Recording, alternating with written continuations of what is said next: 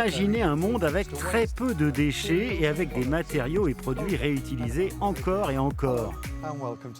Bonjour et bienvenue dans cette édition. Cette semaine, Business Planet est en Italie pour parler économie circulaire. À la différence du modèle classique linéaire, extraire, fabriquer, jeter, elle repose sur une approche dans laquelle les ressources que nous utilisons restent en circuit fermé pour que rien ne soit jeté.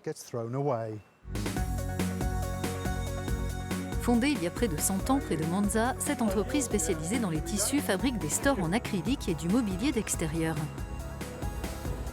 Son savoir-faire et la qualité de ses produits font sa fierté, certains ayant trouvé leur place à la Maison-Blanche sous la présidence Obama. Reste la question de l'impact environnemental de la production textile à laquelle son dirigeant est sensible. Matteo Parra s'efforce de réduire ses déchets. Vous mettez en place un nouveau business model. Que faites-vous exactement ? Parra a toujours eu une stratégie de respect des ressources naturelles. Nous avons investi dans une usine de traitement de l'eau et des eaux usées, dans une unité de cogénération pour obtenir de l'eau chaude et de la vapeur pour nos sites, et dans une centrale photovoltaïque pour avoir de l'énergie solaire propre. C'est ça, Parra.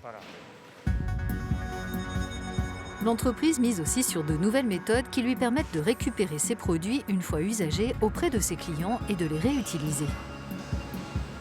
En quoi cette approche durable est-elle importante ? Elle est importante parce que je sais que nous n'avons pas de planète B et que nos activités ont un impact sur l'environnement. Dans ce contexte, la recherche de produits durables est vraiment essentielle pour l'avenir. Notre marché réclame que nos entreprises investissent dans ce domaine.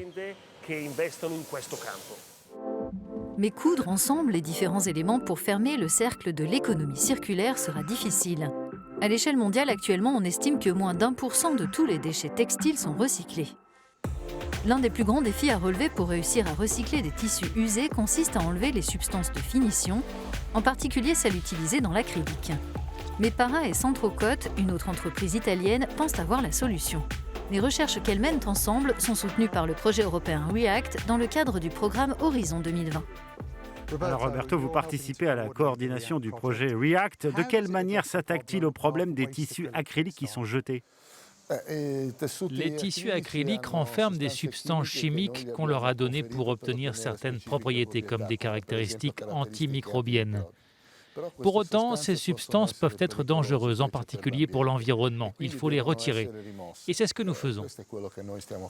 Comment cette technologie pourrait-elle faire évoluer l'industrie textile vers un modèle plus circulaire ?